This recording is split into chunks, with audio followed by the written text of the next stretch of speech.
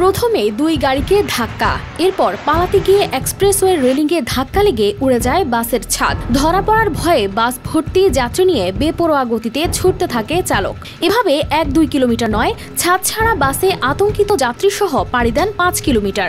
যাত্রীরা চালককে বাস থামাতে অনুরোধ করলেও তিনি তা উপেক্ষা করে ঢুকে পড়েন অন্ধকার গ্রামে।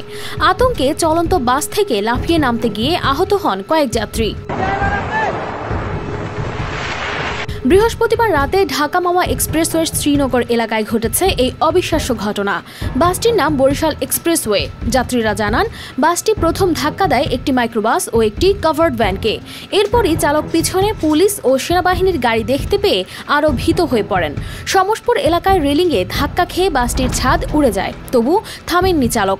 ওয়ালটন আবারও মিলিয়নিয়ার অফারে ওয়ালটন ফ্রিজ কিনে আপনিও হয়ে যেতে পারেন মিলিয়নিয়ার। আতঙ্কিত যাত্রীদের মাথার উপর তখন ছাদ নেই, কেবল খোলা আকাশ।